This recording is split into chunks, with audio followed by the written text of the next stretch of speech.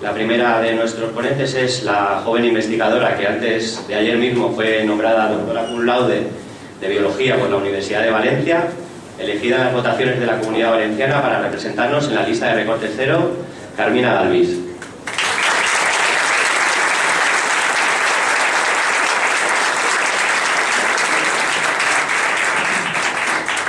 Buenos días a todos y en nombre de las asambleas de Valencia de Recortes Cero, muchas gracias por haber venido.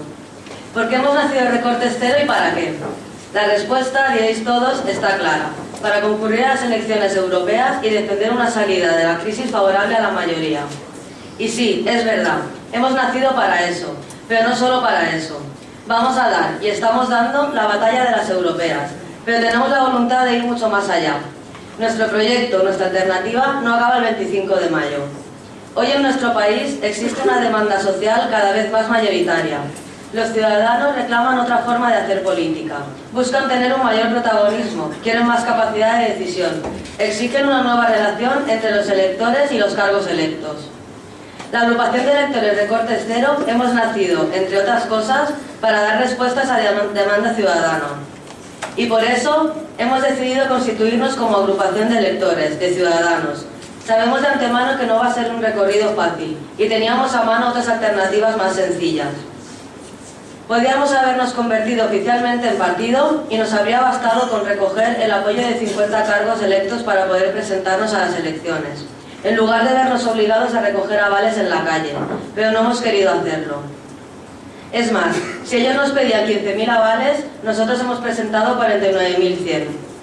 Gracias a los cientos de compañeros de las asambleas de base que habéis salido a la calle a explicar quiénes somos, qué defendemos y pedir su colaboración para que podamos presentarnos. Por eso mismo nuestra agrupación hemos decidido organizarnos por la base, desde abajo, desde los barrios y pueblos, desde los centros de trabajo y estudio. Porque tenemos claro que todo el protagonismo y la capacidad de decisión de nuestro movimiento está en las asambleas de electores de base. Esto es lo más importante para nosotros. En el poco pero intenso tiempo de vida que llevamos, cientos de personas, como aquí en Valencia, pero también en Alicante, en Dos Hermanas, en Santiago, en Tenerife y muchas más ciudades, amas de casa, fontaneros, parados, trabajadores, activistas sociales junto con autónomos, estudiantes y profesionales, nos hemos estado reuniendo semana tras semana en un bar o en un centro social del barrio, haciéndonos preguntas, debatiendo, reflexionando colectivamente sobre el programa y las medidas a aplicar para poder dar una salida a la crisis que beneficie a la mayoría, uniéndose en las ideas para después convertirlas en acción, en lucha conjunta.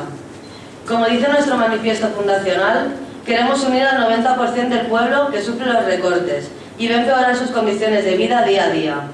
Pero eso no es posible si no somos capaces de ceder el protagonismo a la gente, dotar de poder al pueblo, darle capacidad de decisión. Porque mientras dejemos las decisiones políticas en manos de otros, en manos de la clase política del bipartidismo, ya sabemos a dónde conduce eso. Lo estamos viendo todos los días. Por eso, uno de los puntos fundamentales de nuestro programa es la ampliación de la democracia. Pero una ampliación de la democracia que no se limita solo a la reforma de la ley electoral, a exigir transparencia o un mayor control ciudadano sobre las administraciones públicas. En Recortes Cero queremos ir más lejos todavía, cambiando completamente la relación que existe actualmente entre los electores y los cargos electos. Por eso nuestros candidatos están obligados a responder periódicamente de su gestión ante las asambleas de electores y deben firmar un acta notarial comprometiéndose a ello. Y lo más importante de todo es que están obligados a aceptar la capacidad de las asambleas de electores de revocar su mandato si consideran que están incumpliendo sus compromisos. Este es el camino que hemos empezado a recorrer en Recortes Cero. Es un camino inédito, no explorado por nadie hasta ahora, pero creemos que el empeño vale la pena y en Recortes Cero vamos a poner todo el esfuerzo y la inteligencia colectiva del que seamos capaces para llevarlo adelante con éxito.